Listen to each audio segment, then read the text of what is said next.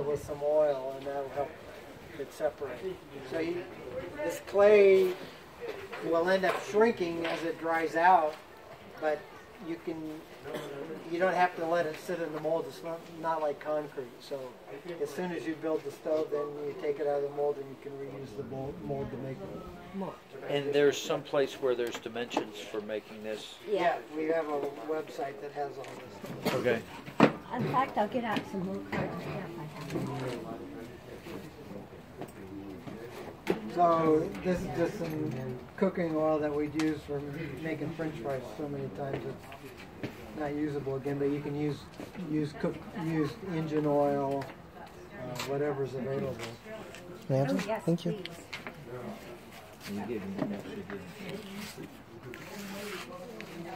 Did you want to separate? Oh, no, I'm good. Thank you, though.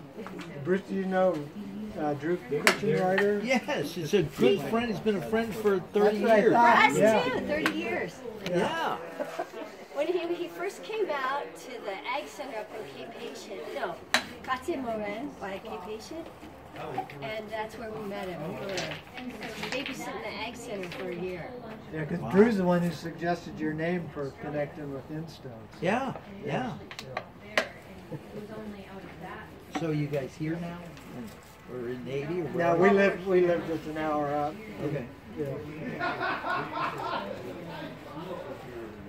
And then I got some.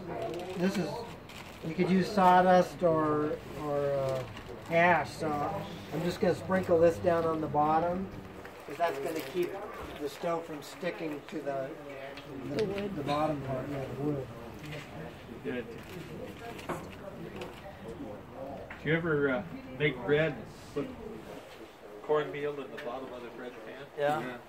Same deal. Pizza. There you go. A lot of similarities. Okay, so who wants to do this? I brought some disposable gloves. You know, get your hands dirty. So right, yeah, put your stuff somewhere. So then the clay mixture, You don't- besides okay. the clay and the organic matter, we've also taken wood ash and we take the wood ash and put it in a pillowcase. Actually, we put the wood ash in a 5-gallon bucket, mix it with water, and then filter that water through a pillowcase. Oh, you don't, okay, yeah, totally. And yeah, your hands are going to get stinky from it. Yes. It's okay. So you add that to, you use that as the water? And it, because it's got potassium in the water, then it leaches through the wood ash. And that potassium is a flux that it'll make this fire at a lower temperature. By using wood ash Yeah, water. the water from the Water. wood ash. Not the ash itself, but the water that's leached through the wood ash. The ashes act as themselves are not what we put in because they act as high mass. They're not insulating. They just make it denser. So we don't use the ash at all. Oh. The organic for this, I believe, is. I have a business collecting wild seed, and I sell it to nurseries, native seed. So this is just chaff I get from all kinds of different. So he sifts it. So when we even in I know, Haiti, we Emily. take screens and we sift it. First we sift the dry clay. We sift it so it gets all fine. And Wow. then sift the horse manure or whatever. Everything is very fine. And Larry taught us also to add sugar to this. And so in my seed cleaning process, I clean berries like Oregon grape or choke cherry. And so this actually has some cascara juice mixed in with it. So it's a fruit. You can use wild plum. In Haiti, we were using mangoes or bananas, something that was going spoiled, and we would take that juice. Or we use sugar cane, the juice from sugar cane, and mix that in with. And if you talk to the guys, you mentioned the oven that they had in Haiti. They will mix sugar in the clay. Oh, for to that. make that. Well, that's Yeah. how the Citadel was made. Yeah. Yeah, the sugarcane juice.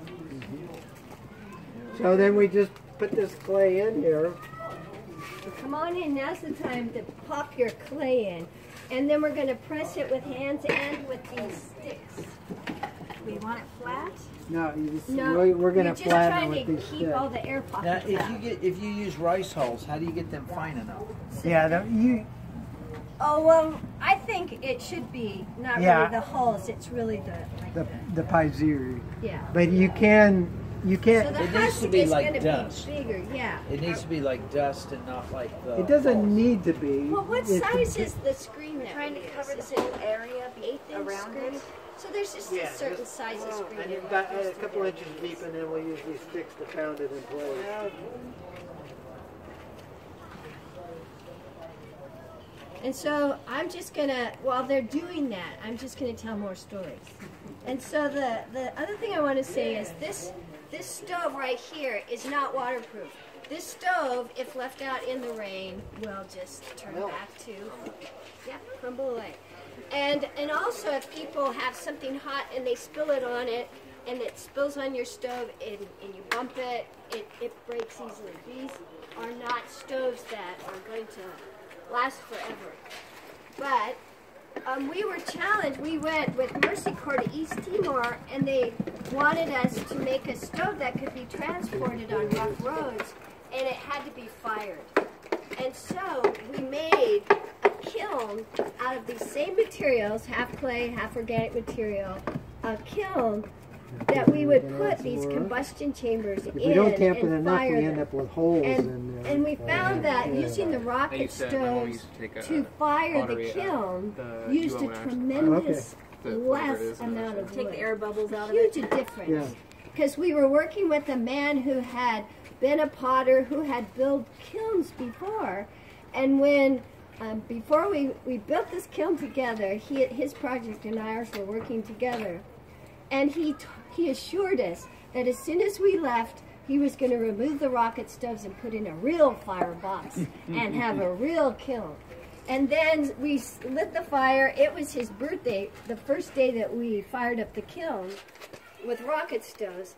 And he went off and he said, well, call me, if anything interesting happens. No, he said when it gets to 800 degrees centigrade. And a few hours later, it was already at 800 degrees with these little rocket stoves with just little pieces of wood like you see in that bucket over there. And we phoned him up and he didn't believe us. And so, needless to say, by the end of the time, he was totally convinced rocket stoves are excellent for firing kilns. In fact, we did it 2 days later, and we went up to 1,000 And degrees. against my pleas, so here were these two guys that were determined to find the limits, and we had this test that we had to.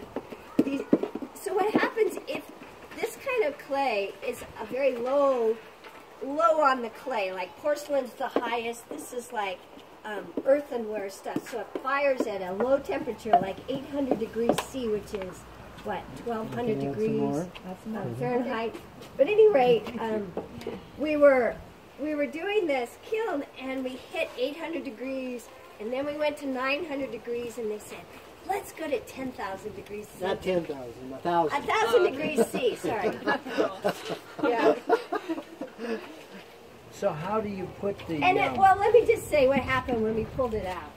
They were all melted. Not all. Not all, but key pieces were welded together, and because the ash that was flying through here from the rocket stoves acted like a glaze, and actually caused pieces to just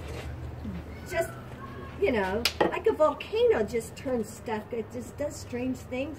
That's what these pieces were coming out in bent shapes and then glued together to each other, and they ruined in their zeal and fun. So what kind of shape? You just made a round shape for the kiln?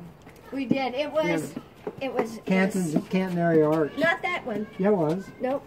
Yeah. The first one we made in Timor was not. Oh, you're right. Yeah. Okay.